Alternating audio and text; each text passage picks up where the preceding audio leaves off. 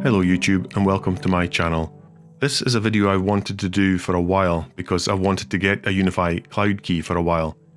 I've been running my UniFi controller on an Ubuntu Server virtual machine since I started getting Ubiquiti products a couple of years ago.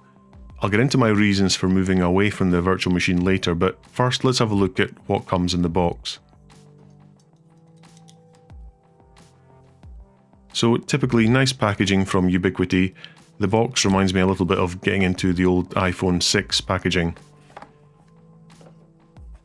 The usual startup guide, just enough printed information to get you started without wasting lots of paper.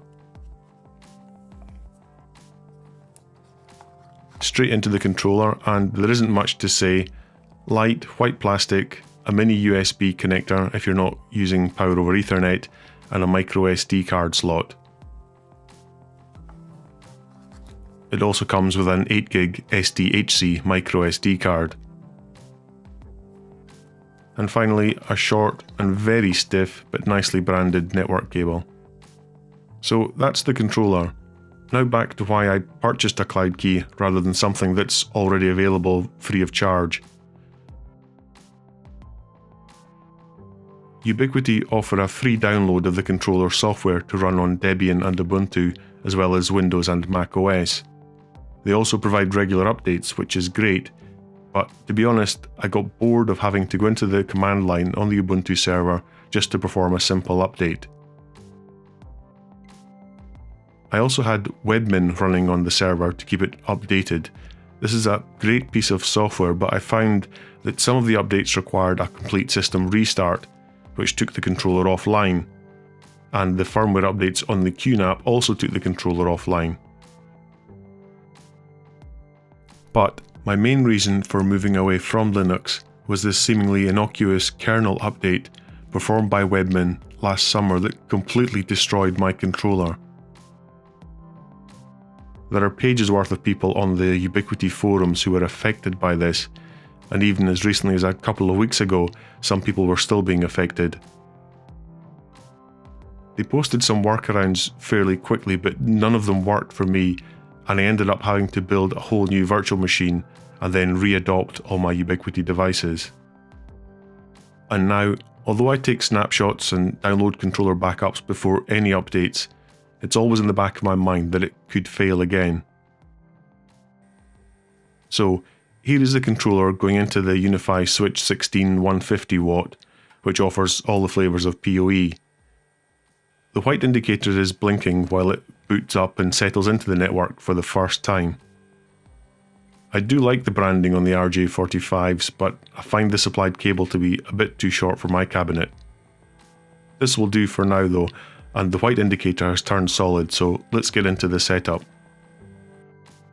Before I connected the Cloud Key, I made sure I had taken another snapshot of my virtual machine on the QNAP NAS. Then I accessed my old UniFi controller, and in the maintenance section, I download a backup of all the data on the controller, which took a couple of minutes to download. Once the backup download is complete, I move the UNF file from the downloads folder onto the desktop just to make it easier to find when I come back to it later. Then it's back to the QNAP to shut down the virtual machine, hopefully for the last time. I used the Ubuntu discovery tool Chrome app to discover my new Cloud Key. I think the default address is .30, but this has landed in the DHCP range that I set on the USG.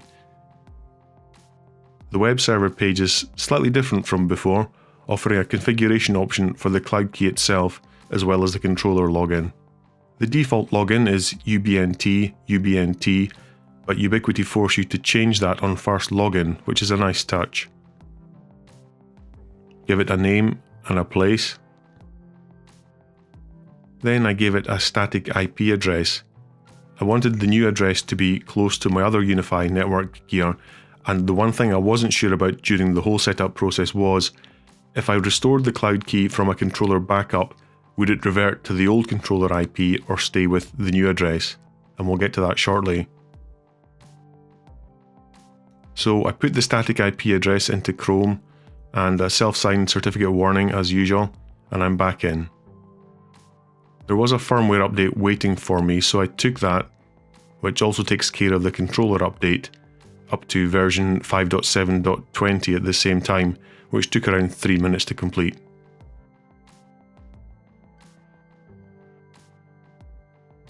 Before you can restore from a backup, the UniFi controller needs to be stopped. Then select the UNF file that you downloaded from the backups earlier, and you're off to the races. It took around 7 minutes to restore from my backup, but your mileage may vary. Then a quick check to make sure the controller didn't revert back to the old IP address, which it didn't. And now my entire UniFi system is seamlessly back to the way it was. You can see here that the controller is also only drawing just over 2.5 watts, which should be a big saving compared to leaving the QNAP running 24/7. As I said, I didn't like the short cable that came with the Cloud Key, so I made some adjustments, and it fits nicely off to one side of my cabinet on a standard Cat6a cable using some spare command strips. If you enjoyed this video, please hit the like button, and if you didn't like it, the other one works as well. And if you'd like to see more videos like these, please subscribe.